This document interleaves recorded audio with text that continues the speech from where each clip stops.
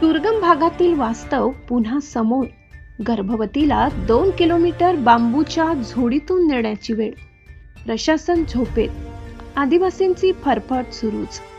2026 मध्येही अशी वेळ. गर्भवतीचा बांबूच्या झोडीतून उपचारासाठी संघर्ष. नमस्कार, आपण पाहतात परिवर्तन 24 न्यूज. नंदुरबार जिल्ह्यातील दुर्गम आदिवासी भागातील मूलभूत सुविधांचा प्रश्न पुन्हा एकदा ऐरणीवर आलाय.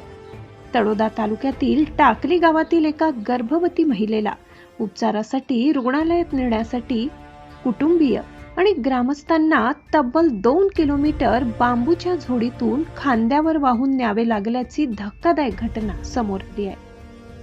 टाकली गावाला आजही सर्व ऋतूंमध्ये वापरता येईल असा रस्ता उपलब्ध नसल्याने आणि निझरा नदीवरील पुलाचे काम अपूर्ण असल्यामुळे गावकऱ्यांना जीव मुठीत धरून प्रवास करावा लागत आहे. गर्भवती महिलेची प्रकृती बिघडल्यानंतर प्रथम तिला बांबूच्या झोडीतून 2 किलोमीटर पायपीट करत बाहेर आणण्यात आले.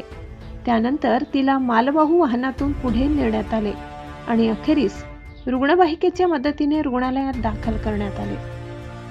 सध्या संबंधित महिलेची प्रकृती स्थिर असून तिच्यावर रुग्णालयात उपचार सुरू आहे. मात्र या घटनेने दुर्गम आदिवासी भागातील आरोग्य सुविधा, रस्ते आणि अपूर्ण पायाभूत कामांबाबत गंभीर प्रश्न पुन्हा एकदा उपस्थित केले. विकासाच्या गप्पा रंगत असताना दुसरीकडे एका गर्भवती महिलेला उपचारासाठी अशा अमानवीय परिस्थितीत प्रवास करावा लागणे ही व्यवस्था आणि प्रशासनासाठी चिंतनाची बाब ठरत आहे. टाकली गावाला जोडणारा रस्ता आणि निझरा नदीवरील पुलाचे काम तातडीने पूर्ण करण्याची मागणी आता स्थानिक नागरिकांकडून जोर धरू लागली आहे. रस्ते, पूल आणि आरोग्य सुविधा या केवळ विकासाच्या घोषणा नसून प्रत्येक नागरिकाचा मूलभूत हक्क आहे.